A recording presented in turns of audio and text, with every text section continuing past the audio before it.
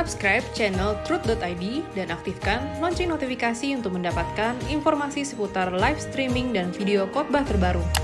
Posisi tombol subscribe berada di kanan atas channel kami dan jangan lupa nyalakan loncengnya.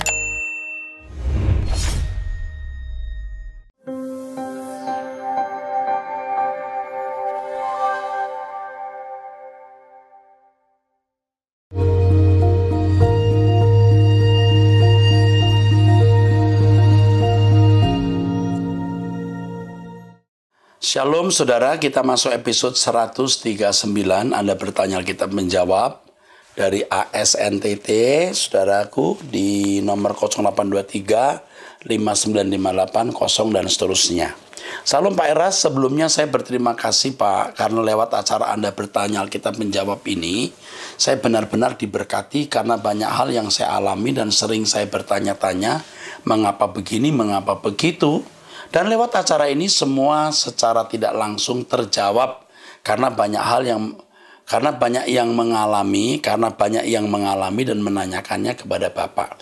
Pak, saya mau bertanya mengenai Yusuf dan saudara-saudaranya di Kejadian pasal 37 1 sampai 11. Terlebih di ayat 2, 6 dan 9.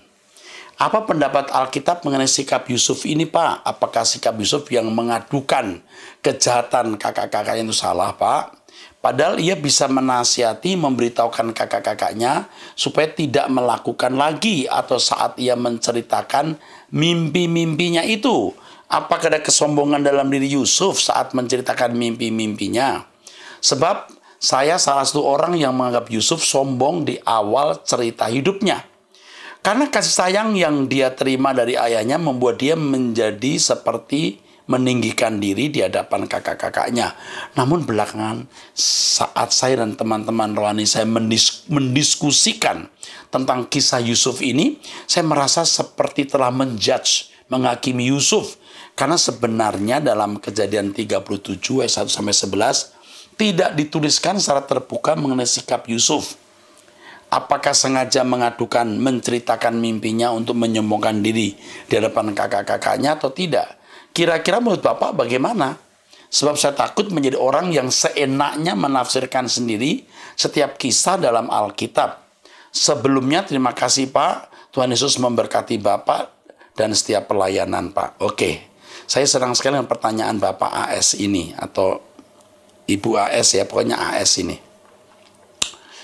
Yang pertama kita melihat kualitas hidup Yusuf.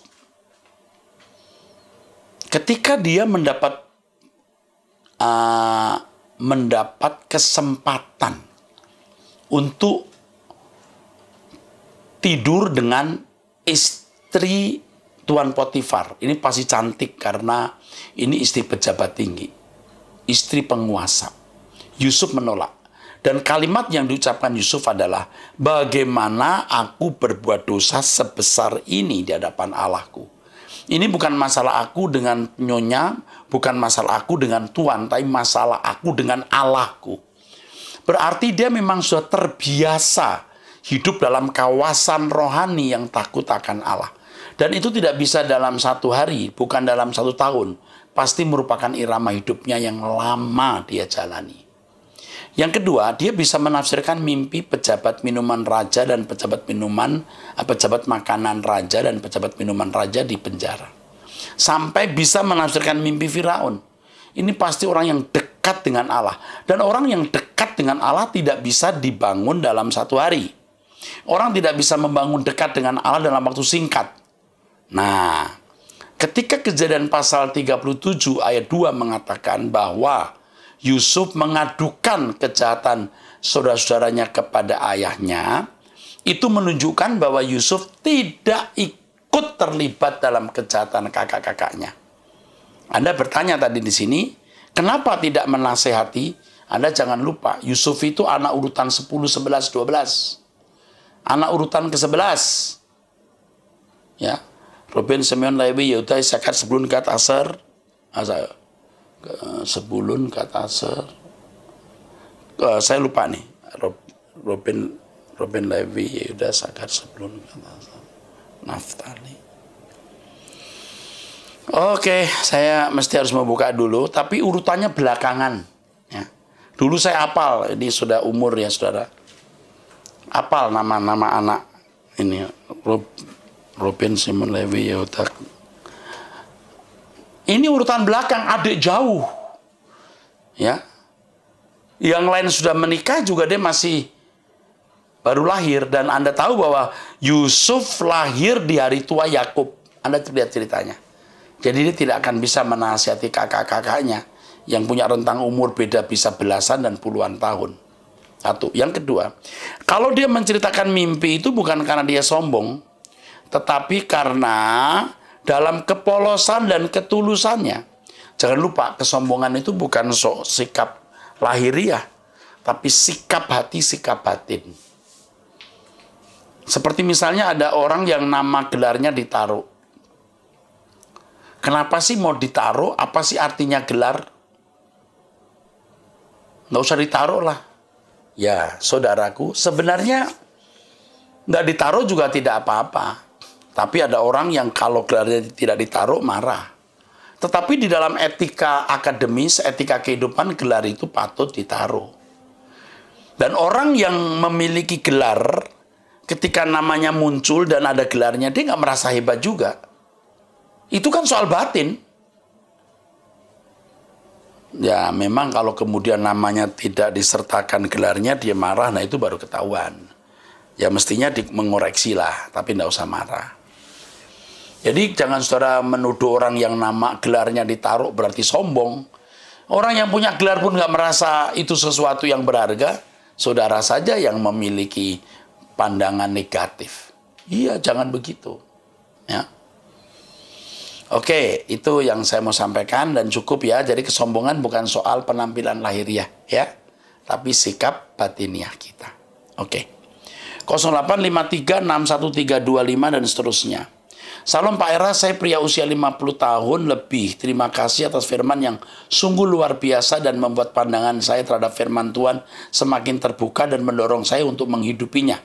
Tetapi ada ganjalan dalam hati saya yang selalu berkata untuk meninggalkan gereja di tempat saya berjemaat sekarang ini, dikarenakan gembala hanya pandai berkhotbah, tapi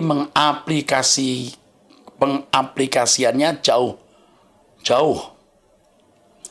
panggang dari api.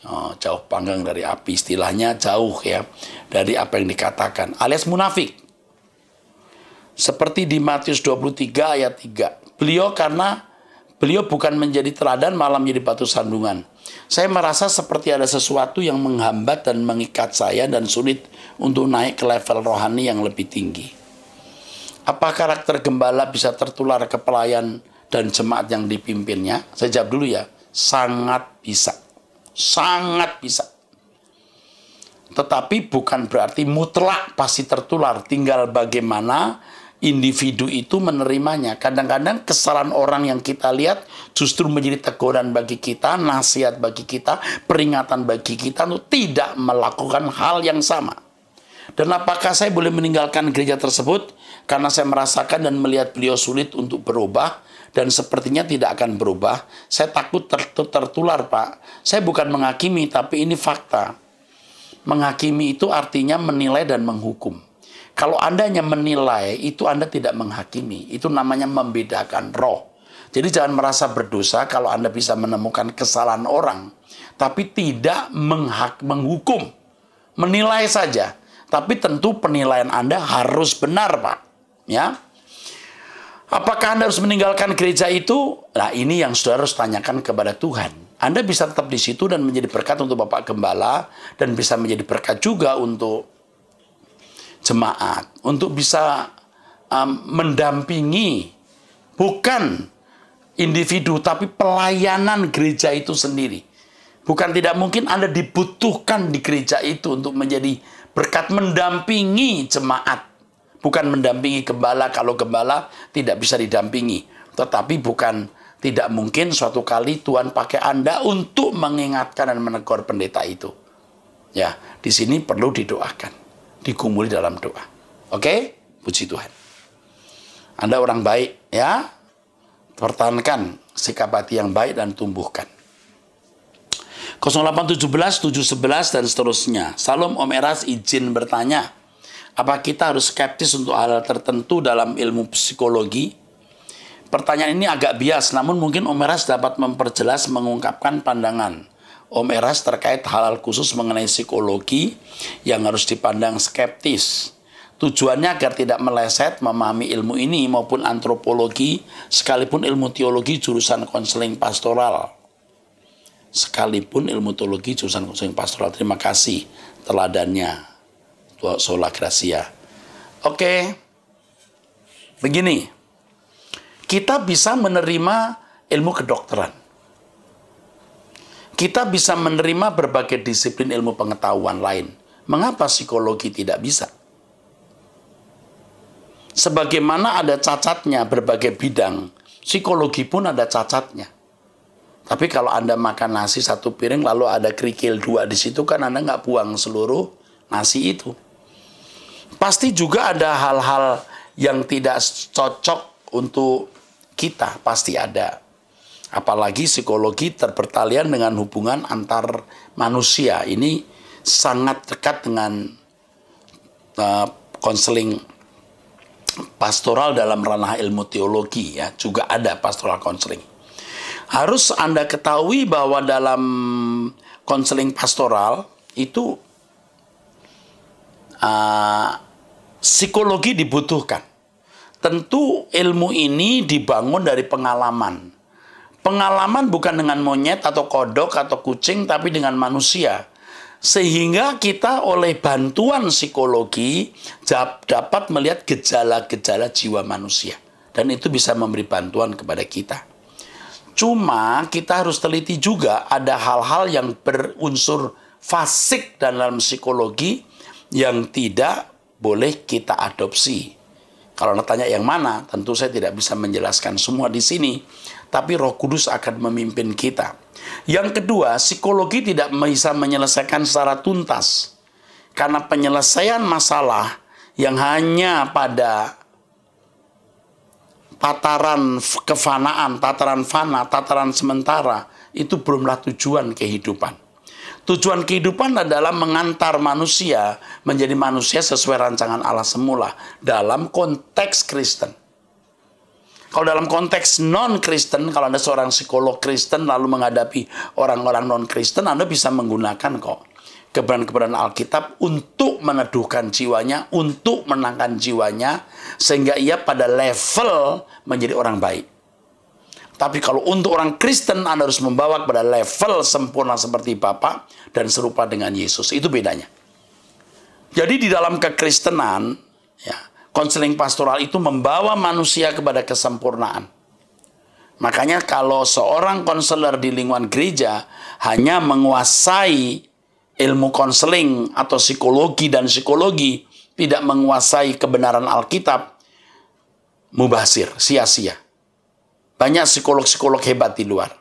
Nah, bedanya dengan psikolog Kristen adalah psikolog Kristen membimbing umat pilihan. Ya, tidak semua orang, karena hanya umat pilihan yang bisa berpotensi untuk sempurna seperti Bapa dan serupa dengan Yesus. Barangkali yang bertanya ini seorang yang ada di bidang ini. Jadi saya tidak skeptis, tapi juga tidak optimis kepada semua apa yang ditawarkan oleh berbagai disiplin ilmu pengetahuan. Tetap harus memiliki kepekaan dan selektivitas terhadap berbagai bidang ilmu pengetahuan yang ditawarkan kepada kita. Tuhan memberkati. 0877915552 dan seterusnya, wanita usia 48. Salam Pak Eras, sukacita saya waktu bisa bicara langsung dengan Bapak walaupun lewat webinar waktu meeting EPC. Saya membayangkan bagaimana ya kalau suatu saat Tuhan Yesus memanggil nama saya, suami, anak-anak, dan keluarga saya kelak. Oh, keren, betul. Saya senang membaca ini. Karena sewaktu Pak Eras panggil nama saya saja, sukacitanya tak tertandingi. Aduh, jadi terharu saya. Terima kasih Pak. Lewat khotbah Bapak, semakin saya dan keluarga belajar memahami bagaimana sangat kritikalnya hidup. Kritis maksudnya. Kita di dunia ini karena ada kekekalan yang tak mudah digapai. Dan kita harus serius meresponi pengorbanan Tuhan Yesus yang telah menebus umat manusia. Tuhan Yesus memberkati Bapak dan keluarga dan tim. Amin. Ini wanita usia 48 ini ini rasanya sudah masuk wilayah kerajaan surga, ya. Pasti nanti ketemu dengan saya di langit baru, bumi baru. Kalau tidak ada COVID, kita bisa ketemu di bumi ini. Kalau sampai kita tidak bertemu di bumi ini, kita ketemu di langit baru, bumi baru. Lalu tolong ya ingatkan saya, Anda bilang, Pak, saya yang tulis surat itu. Ya, yang itu, Abam yang ke 139. Nah, itu ya. Oke. Tuhan mudah-mudahan mengingatkan saya. Plus 65, 94, 682 dan seterusnya, wanita usia 43 tahun. Salam Bapak Erastus yang terhormat, saya pecinta suara kebenaran. Saya selalu mengikuti live streaming Bapak, bahkan saya putar terus setiap harinya tanpa dengar khotbah Bapak, rasanya ada yang kurang. Maaf Bapak, saya mau tanya. Oke, baik. Saya wanita usia 43 tahun, anak saya sudah umur 19 tahun, suami saya meninggalkan saya dari anak saya umur 2 bulan. Sampai sekarang entah di mana, terakhir saya dengar kabar kalau dia sudah menikah lagi. Saya kerja jadi TKW di Singapura, ya tadi saya lihat dari nomornya luar negeri ya. Saya adalah tulang punggung keluarga, selama saya di sana, saya nggak pernah pulang karena ekonomi orang tua saya. Sekali saya cuti pulang kampung, anak saya tidak mau diajak ke gereja, malah kalau malam minggu dia pergi ke temannya yang tidak pulang. Pergi ke temannya, ya tidak pulang. Yang saya dengar kalau bulan puasa, anak saya ikut puasa. Karena dari keluarga saya semua beragama lain. Saya saja yang Kristen. Apa yang harus saya lakukan? Kalau saya pulang Indo dan tidak kerja lagi di Singapura, saya tidak bisa mencukupi kebutuhan orang tua dan kebutuhan anak saya. Tapi kalau saya berhenti kerja di Singapura, percuma anak saya juga tidak mau diajak ke gereja. Setiap saya ikut doa malam dan kebaktian minggu atau Selasa, saya selalu menangis. Saya tidak ingin anak saya jiwanya binasa. Karena tidak ada pegangan agama yang dianut. Saya cuma bisa berdoa dan menyerahkan ke dalam tangan Tuhan. Karena setelah saya mendengarkan khotbah Bapak, puji Tuhan, saya ada perubahan. Dan saya rindu keluarga saya dan anak saya diselamatkan. Terima kasih Bapak. Mohon jawabannya. Yang pertama, tidak selalu masalah itu dapat dijawab dengan cepat. Ya. Seringkali kita menghadapi masalah di mana jawabannya perlu tahapan-tahapan atau secara bertahap. Termasuk masalah yang Anda hadapi ini.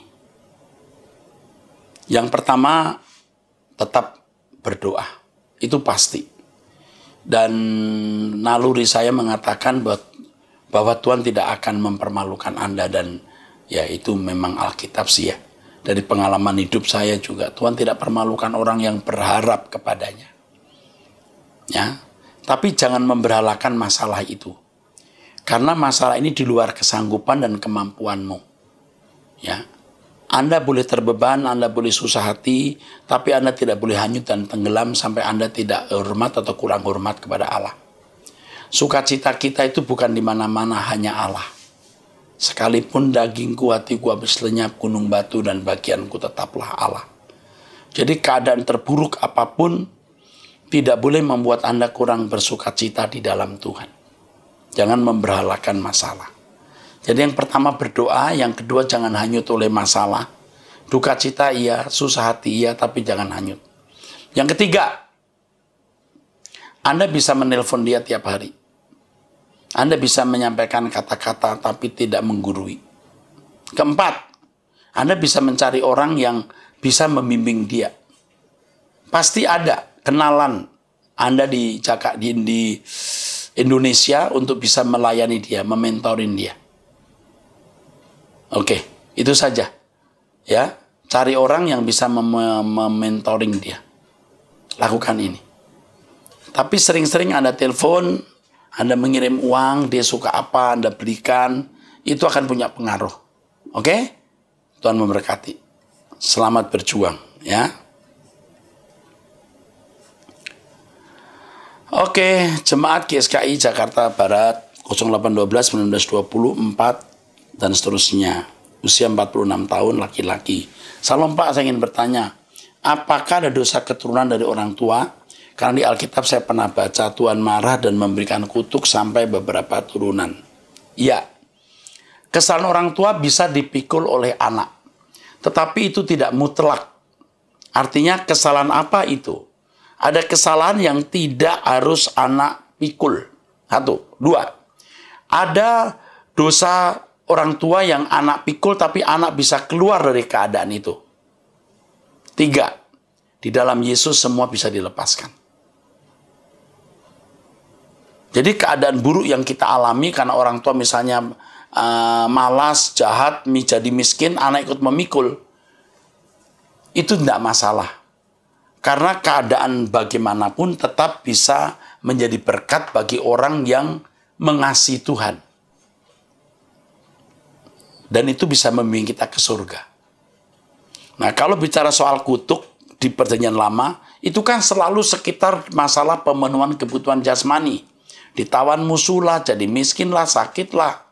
Kalau bagi orang Kristen apapun yang terjadi bukan masalah lagi. Yang penting tidak masuk neraka. Itu kan bagi orang percaya. Jadi ada dosa yang memang anak harus mengikut memikul. Tetapi anak ada dosa orang tua yang anak tidak perlu memikul. Namun demikian apapun yang dialami oleh anak karena dosa orang tua, anak pasti bisa menghindar. Atau bisa melepaskan. Dan yang berikutnya ini paling luar biasa. Apapun yang kita alami, kalau kita di dalam Tuhan, mengerti keselamatan, mengerjakan keselamatan, semua mendatangkan kebaikan. Jadi tidak masalah. Oke. Bagaimana cara memutuskan kutuk dari dosa orang tua? Apa yang mau diputuskan? Saya mau tanya apa? Masalah kemiskinan. Anda bisa kerja keras dan bisa memutuskan itu. Seperti Esau. Ya. Seperti Esau yang menangis karena tidak ada berkat lagi. Orang tuanya berkata, Ishak berkata, kalau kamu bekerja keras, kamu bisa keluar dari kutuk ini. Dari kuk itu. Bisa. Jadi tidak ada masalah. Di dalam Yesus semua kutuk sudah dilepaskan. Wah, ini kalau ini ingatkan saya nanti bicara soal kutuk lagi nih. Saya mau ceramah mengenai kutuk lagi. Ya, tolong dicatat. Lalu kasihan dong seorang anak yang dilahirkan di orang tua yang berdosa. Nggak masalah. Kan kita nggak bisa milih untuk dilahirkan di orang apa saja. Ya betul. Kita lahir di Indonesia. Kenapa kita nggak lahir di Swedia? Apalagi di New Zealand. Kenapa di Indonesia? Anda berkata, bisa saja kita berkata, aduh kok begini ya. Di Indonesia, di Bantar Gebang lagi, tempat pembuangan sampah. Orang tua pemulung lagi. Tapi itu pun nggak masalah kalau kita mengenal Yesus. Karena di dunia nggak lama. Untung hanya 70-80 tahun. Kalau 7.000 tahun, apa 7 juta tahun. Ngeri. Jadi tidak masalah di dalam Tuhan. Semua fokus harus ke langit baru, bumi baru. Jadi pertanyaan ini pasti berbasis pada kehidupan di bumi. Kutuk-kutuk di Perjanjian Lama terkait dengan pemenuhan kebutuhan jasmani, terkait dengan masalah dunia fana. Tapi kalau di Perjanjian Baru tidak ada lagi kutuk. Ya. Jadi kalau ada dosa yang dilakukan orang tua, anak bisa memikul. Orang tua malas, orang tua tidak kerja, anak jadi miskin. Ya pasti. Tapi kita bisa keluar dari kutuk itu. Kutuk itu dalam bahasa aslinya itu kakerem, dalam bahasa Yunaninya anatema, artinya hukuman. Jadi kalau Perjanjian Lama, hukumannya pasti berupa masalah-masalah menyangkut pemenuhan kebutuhan jasmani. Di Perjanjian Baru nggak masalah, karena semua diarahkan untuk langit baru, bumi baru. Saya memiliki buku tulisannya kutuk, satu buku. Halamannya di atas 200 halaman. Tentu tidak bisa saya jawab dalam waktu singkat. Tetapi dengan pertanyaan ini kepada Pak Randi dari GSKI Jakarta Barat, saya akan bisa menunjukkan ada buku saya mengenai kutuk. Ya, bisa dibaca. Oke, terima kasih Pak Randi. Plus 886 976 551 dan seterusnya dari Taiwan. Pria usia 41 tahun. Ya. Nanti diberitahu ya tadi Pak Randi ya. Kapan dijawab ini. Oke. Dari Taiwan, pria usia 41 tahun. Salam Pak Eras, terima kasih untuk pelayanan Pak Eras yang telah mengubah hidup saya. Saya mau meminta tolong, apakah saya bisa meminta bahan simpel untuk sekolah minggu? Saya mau mengajari anak saya yang berumur 10 dan 8 tahun tentang suara kebenaran ya. Dan bila memungkinkan akan saya coba masuk ke sekolah minggu gereja yang berbasis bahasa Mandarin Pak. Selain itu Pak, apakah saya bisa minta bantuan PDF untuk memuridkan orang dewasa? Karena ada beberapa teman dekat yang mau atau tertarik tentang suara kebenaran ini. Jika bisa bantu, di-emailkan di nomor sekian. Terima kasih Pak Eras. Xie ni. Oke, sang dicufuni. Tuhan memberkati. Siap. Pasti sekretaris saya di sini dan akan follow up ini. 0822 4444 5 dan seterusnya. Wanita usia 30 tahun dari Surabaya. Salam Pak Eras, saya ingin bertanya Pak. Ini ada 2 domba yang sudah hilang, yang sudah jauh dari Tuhan. Pada suatu ketika domba pertama dibimbing oleh kakak rohani. Mudah, gampang dibimbingnya sehingga domba pertama sudah tidak hilang lagi. Dia kembali ke jalan Tuhan. Kemudian domba kedua dia sulit sekali dibimbing kakak rohaninya. Sulit didapat. Lalu pada akhirnya domba kedua berada di jalan Tuhan. Pertanyaan saya, apakah jiwa yang mudah didapat, yang mudah dibimbing, yaitu domba pertama tadi, mudah juga lepas jalannya, menjadi domba yang hilang?